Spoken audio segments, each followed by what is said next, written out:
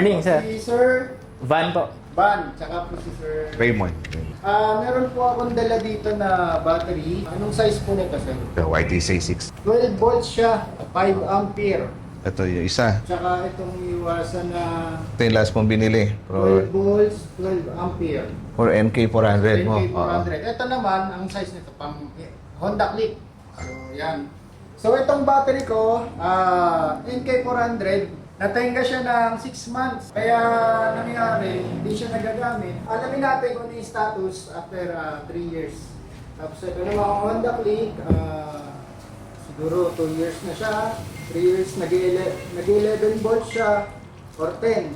So, alamin natin kay Sir. Sir, pwede pong malaman kung ano yung status ng battery natin, sir? After 3 years.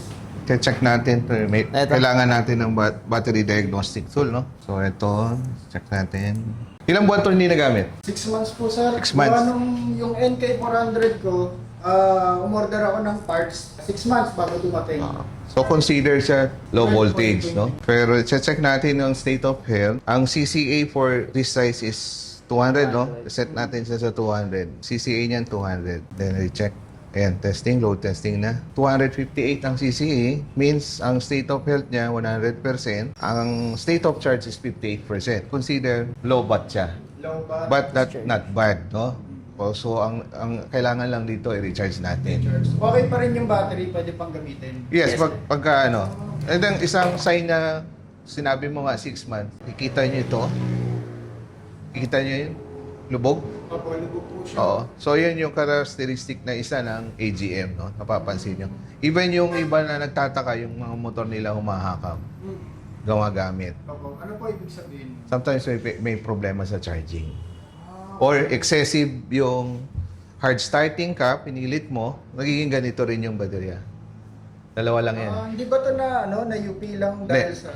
Nagbabacuum yan. Nagpa-vacuum yung Nasa loob. battery talaga mismo siya. So, after that, pag iniwan mo to, i-charge, and then balikan mo. So, may naka-document ka. Pagbalik mo, pantayan. Pag nag 100% ang charge yan. Normal yan na ganyan, pero 6 months sinabi mo, hindi advisable iwan ng battery ng ganong katagal na hindi nakakatikim ng kuryente. 3 to 4 months, especially tropicalized tayo dito, pwede tayong start yung mag-develop yung sulfate. Nagsosulfation yung baterya. Common na yung namumuti dito. Di ba may nakita kayong battery namumuti. Pag lumabas dito, reversible na yon, tapo na yung baterya. Kasi ibig sabihin, punong-puno na yung loob. Kaya lumabas na siya dito. Tawag na parang asin. O, tawag amag. 1 year na iniwan at talagang hindi pinatikim ng kuryente, mako-compromise ka na doon. Pwedeng umandaran ka or pag umandar man yun, pwede kang iwan sa gitna. We advise kung yung mga ganong nagbi-big bike, kagaya ninyo, naka-big bike kayo, we advise na mag-provide kayo, mag-invest kayo sa tools na smart charger. Yung layman's term dito, known siya sa battery tender. Battery tender is a brand, but we call it trickle charger. Pagka ganong katagal ang iiwan nyo yung motor, para ma-prolong nyo yung life ng baterya. Ang may bigat kasi dyan yung expected mo na umandar yung motor mo, bigla ka namang, kasi yun nga, sinasabi ko, nag-develop na yung sulfate. Once na uminit yun, napagpag, tawagin natin, bumagsak yun, sama yung plates na nun, magko-collapse. Then, doon ka mawawala na ng power.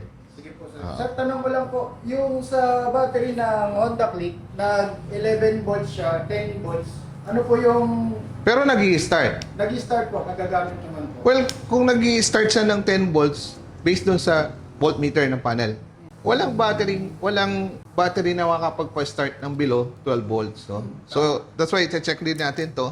Tingnan natin. Ilang taon na to? 2 years yata? 2 3 years. Okay. May nakakabit po sa kanya na headlight. Red light. So, Accessories, meron. sabi nyo 11 volts. This is the actual voltage niya.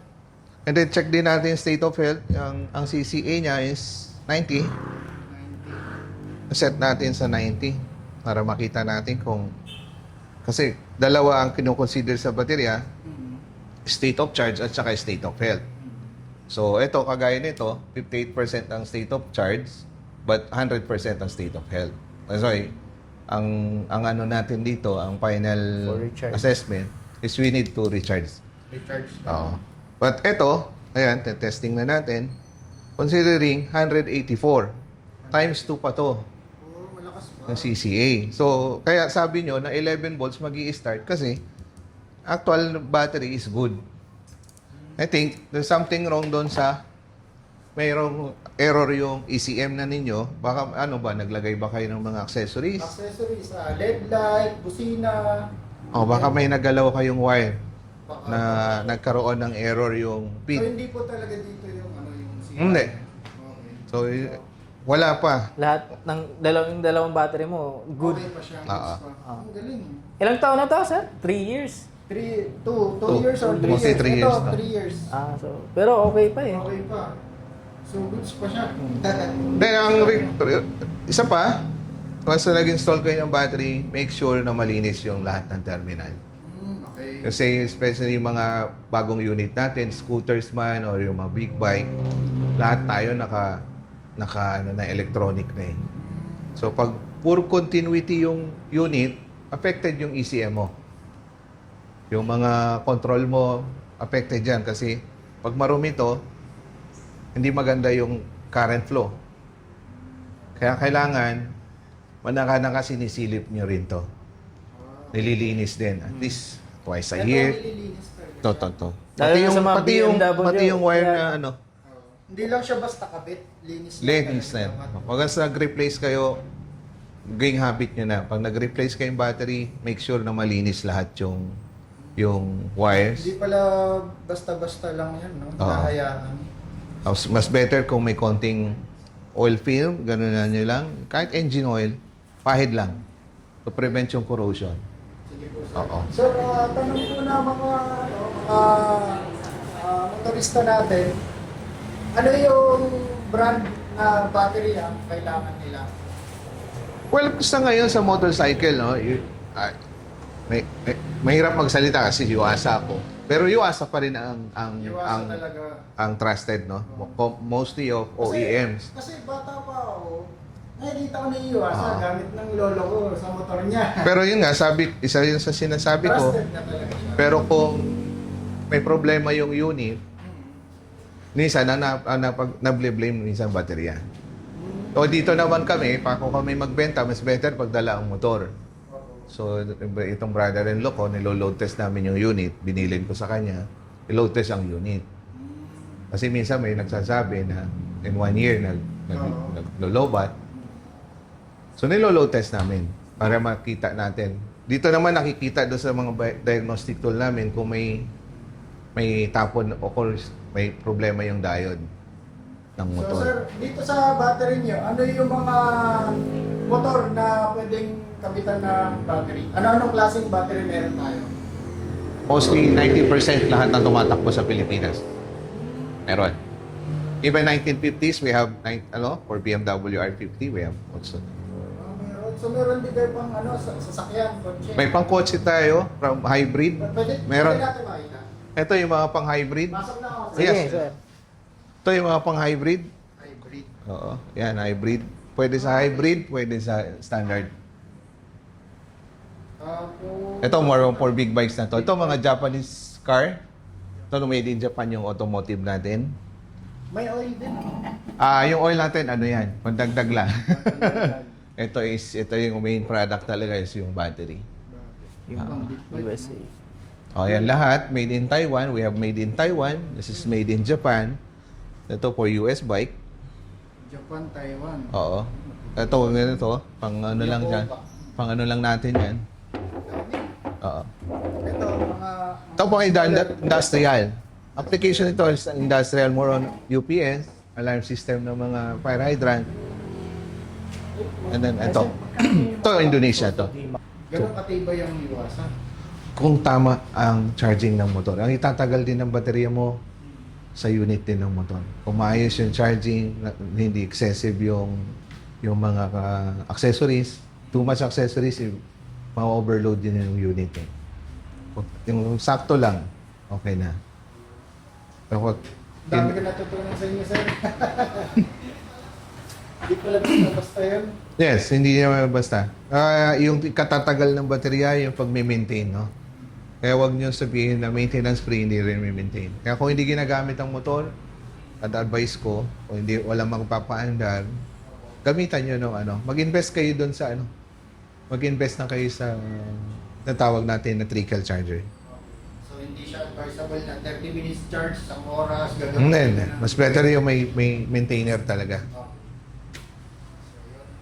Una-una kasi kung consider natin dito yung temperature sa Pilipinas, we are tropicalized. Ang baterya mas mabilis mag-drain. Kung mapapansin nyo yung shop, naka-aircon. So para ma-maintain yung yung mga stock. So hindi ako bumili noon, last ano pa, 2023 pa yata. Ayun na sir. So yun, ano yung masasabi niyo sa binili natin? Ito. Ayos pa din, sir. Okay ba? It's pa. Check na lang, no? Oo. Kasi sabi mo is, hindi na alam yung motor. So, Wala namang problema. discharge yung battery. Pero upon testing naman, okay pa yung CCA, mataas pa. Pero yung voltage Hindi, niya, option mababa ka na. na. So, Pero advice niyo sir, no? 2 to 3 years, kailangan palit na ng battery. Pero okay pa siya. oo, kasi ang average lifespan kasi talaga ng battery is 2 years to 3 years. Oo. Pero, Bigyan ko ng ano, Napatunayan papaswelo ko, bibigyan ko sila ko. okay pa naman. Charge lang talaga. Chrome to Charge ito. lang. Pero yun iba, kung may budget naman within that, within that year, 2 years, 3 years, for preventive na lang, kung pwede na magpalit. Okay. Kung nagdududa sila sa battery nila, pwede pa-check dito sa iyo. Oo, Sa sure. di ba? Kasi free check-up naman kami. Kung papag-charge sila, bayad niya, no? Opo, depende. Depende kung ilang oras i-charge. Ah. Basta sila yung nakakaalam. Ibigay nyo lang yung battery nyo dito, sila na bahala. Visit kayo dito sa bagong store namin. Oo, kasi dati doon di ba? Sa may, sa Anastasia. Kakalipat nyo lang dito. Ah. Invite natin sir. Anong lugar po dito? Sa Santiago, sa South Supermarket. Sa Google, anong Search nyo lang, South Supermarket or UA sa RGS Merchandise or Okay. Nasa Google Map or Facebook page namin, RGS Merchandise. Yun, okay sir. Thank you sir. Thank you. Thank you. Thank you.